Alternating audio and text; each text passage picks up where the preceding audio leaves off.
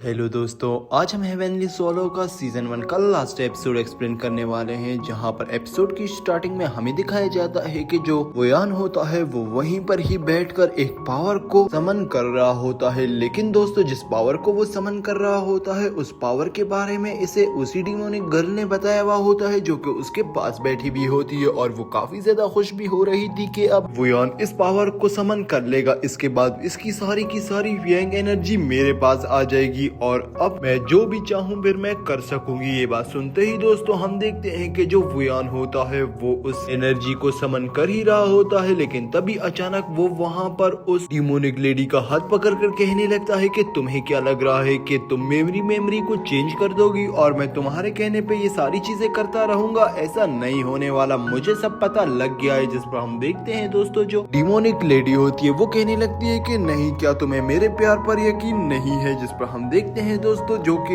Demonic girl होती है उसे इतना ज्यादा गुस्सा आ जाता है, जहां वो कहने लगती है कि मुझे तो पहले से ही पता था कि जो आदमी है वो भरोसा करने के लायक ही नहीं होते, वो एक ऐसे क्रीचर्स है जिन्हें पैदा होते ही मार डालना चाहिए। अभी तक मेरे प्लान को समझे ही नहीं। ये कहते ही उसे काफी ज्यादा गुस्सा आ जाता है और दोस्तों हम देखते हैं कि जो डिमोनिक लेडी होती है वो वहाँ पर वोयान के ऊपर अटैक कर देती है और वोयान भी उसके अटैक को डॉज करके अपनी 3 बॉडी टेक्निक को यूज करता है। और दोस्तों जैसे ही वो उस 3 बॉडी टेक्निक को यूज करता है हम देखते हैं कि वहाँ पर जो डिमोनिक लेडी होती है वो भी हार नहीं मानती, इसीलिए हम देखते हैं कि वो अपनी फॉक्स डीमन स्पिरिचुअल फॉर्मेशन को रेडी कर लेती है। और दोस्तों जैसे ही वो फॉर्मेशन रेडी होती है, दूसरी तरफ जो वोयान होता है उसने भी अपने एक स्टिक अटैक को समन कर लिया था और उस स्टिक अटैक को यूज करने से पहले वो अपना फ्रीजिंग अटैक भी यूज कर लेता है, जिससे वो सामने वाले पर्सन को 2 सेकंड के लिए फ्रीज कर सकता है। और दोस्तों हम देखते हैं कि वहाँ पर वो बिल्कुल वैसा ही करता है, वो सामने वहाँ पर उस डिमोनिक गर्ल को फ्रीज कर लेता है और जैसे ही डिमोनिक गर्ल फ्रीज होती है वो कहने लगती है कि मुझे पूरा यकीन है कि वोयान तुम मुझे नहीं मारोगे। पर वोयान कहता है कि तुमने मेरे अपनों के ही खिलाफ मुझे खड़ा कर दिया है, लेकिन मुझे अब होश आ गई है, इसीलिए तुम ये बात याद रखो कि तुम मरने वाली हो। ये कहते ही वो अपनी स्टिक का इस्तेमाल करते ही दोस्तों वहीं पर ही उस फॉक्स टैग को डिस्ट्रॉय करते ही उस डिमोनिक लेडी को वहीं पर ही मार डालता है और दोस्तों वो वहाँ से निकलने लग जाता है। लेकिन यहाँ पर वोयान को पता ही नहीं होता असल में इस डिमोनिक लेडी के पीछे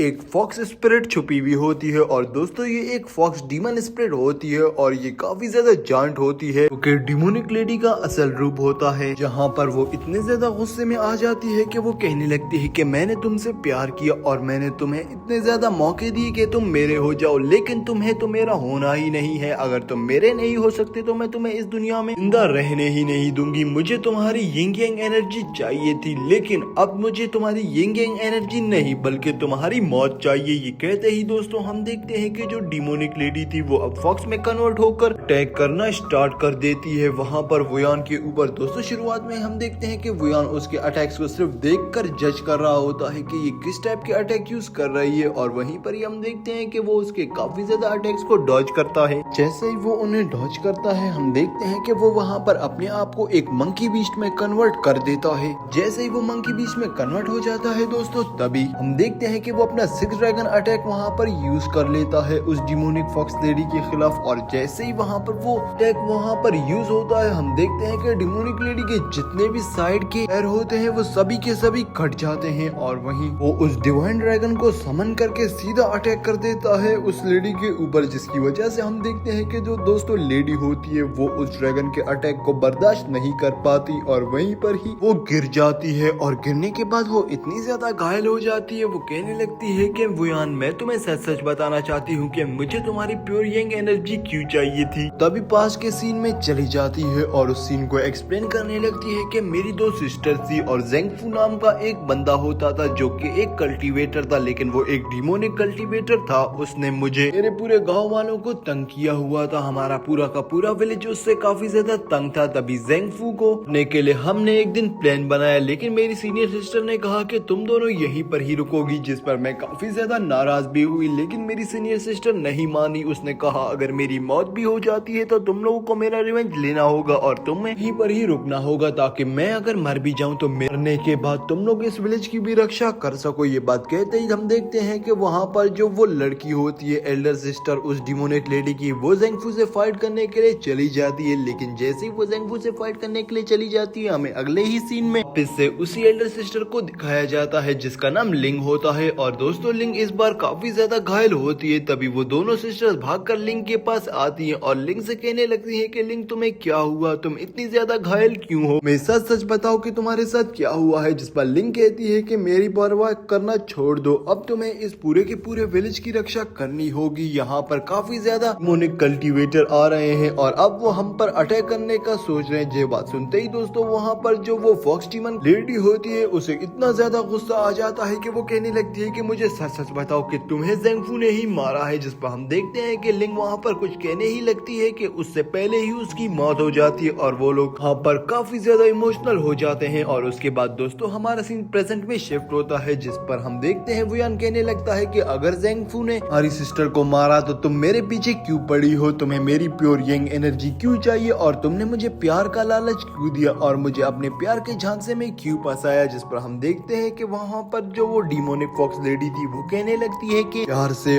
और यहाँ पर रोमांस से वो जो हमारी प्योर यंग एनर्जी है वो और भी ज्यादा इंक्रीज होगी। अदरवाइज अगर तुमने कोई उल्टा सीधा काम कर दिया तो इसके बाद तुम्हारी प्योर यंग एनर्जी खत्म हो जाएगी। इसीलिए मैं तुम्हें सिर्फ प्यार ही कर रही थी ताकि तुम्हारी यंग एनर्जी इंक्रीज होती रहे और एक दिन मैं उसे छीन लूं। और जो अब ज़ेंगफू है वो ब्लू स्काई सेक्ट का डिसाइपल है। मैं उससे रिवेंज लेना चाहती हूँ लेकिन मैं उससे रिवेंज नहीं ले सकी। लेकिन वुयान तुम मुझसे एक प्रॉमिस करो कि तुम मेरे साथ चलोगे और उस ज़ेंगफू को मारने। जिस पर हम देखते हैं कि ये बात सुनते ही जो वुयान होता है वो कहने लगता है कि मैं इस मैटर में इन्वॉल्वमेंट नहीं कर सकता क्योंकि ये तुम्हारा और ज़ेंगफू का पर्सनल मैटर है। बात सुनते ही वहाँ पर दोस्तों हम देखते हैं कि जो डीमोनिक फॉक्स लेडी होती है वो काफी ज्यादा करीब आ जाती है वुयान के और वुयान से कहने लगती है कि अगर तुम मेरा बदला नहीं ले सकते भी कोई बात नहीं क्योंकि मुझे तुम इतने ज्यादा पसंद है तो तुम्हें कुछ भी नहीं कहूंगी और मैं तुम्हारी वाइफ बन के मरना चाहती हूँ तुम्हारी ही बाहों में। ये कहते ही दोस्तों हम देखते हैं कि वहाँ पर जो डीमोनिक फॉक्स लेडी होती है वो वहाँ पर वुयान की बाहों में ही अपनी जान दे देती है और अगले ही सीन में वुयान उसे दफना कर निकलने लगता है। और हमारा सीन शिफ्ट होता है, हमें मास्टर मू को दिखाया जाता है जहाँ पर हम देखते हैं कि वो काफी ज्यादा रो रहा होता है एक ग्रेव के पास और कहने लगता है कि बिग ब्रदर मैं आपको नहीं बचा सका, प्लीज मुझे माफ कर दीजिएगा। पर हम देखते हैं कि पीछे से वुयान आता है और वो सब लोग इतने ज्यादा हैरान हो जाते हैं। वो कहने लगते हैं कि वुयान क्या तुम जिंदा हो। जिस पर वुयान उन्हें बताता है कि मैं एक इल्यूजन में फंस चुका था और वो इल्यूजन ने मेरी मेमोरी लॉस कर दी थी जिसकी वजह से तुम लोगों को लग रहा था कि मैं मारा गया लेकिन मैं मारा नहीं गया हूँ। और इसी के साथ हमारा सीन शिफ्ट होता है, हमें शॉर्ट साइड के लीडर को दिखाया जाता है जो कि वुयान को चीजों के बारे में गाइड कर रहा था और बता रहा था कि देखो वुयान है उस ब्लू स्काई स्वॉर्ड साइड को ज्वाइन कर लेना चाहिए क्योंकि वो स्वॉर्ड साइड काफी ज्यादा पावरफुल है और ब्लू स्काई सेक्ट को तो मैंने भी ज्वाइन किया था लेकिन मैं इतना कैपेबल नहीं था कि मैं नेक्स्ट राउंड के लिए क्वालिफाई कर सकूं। मैं चाहता हूं कि तुम जाओ और उस सेक्ट को ज्वाइन कर लो क्योंकि सेक्ट का एक मामूली सा डिसाइपल भी हमारे पूरे के पूरे स्वॉर्ड सेक्ट को डिस्ट्रॉय कर सकता है, तो प्लीज मेरी बात को मानो। कल वैसे भी वहाँ पे ब्लू स्काई सेक्ट के कुछ लोग आ रहे हैं तो मैं तुम्हें उनके साथ भेजना चाहूंगा और वो सेक्ट वैसे भी एक इमोर्टल का सेक्ट है और अगर तुम वहाँ पर चले गए तो तुम्हारा नाम काफी ज्यादा उभर के पूरी दुनिया के सामने आएगा। मेरी बात को समझो, तुम्हें वहाँ पर जाना चाहिए, तुम अपनी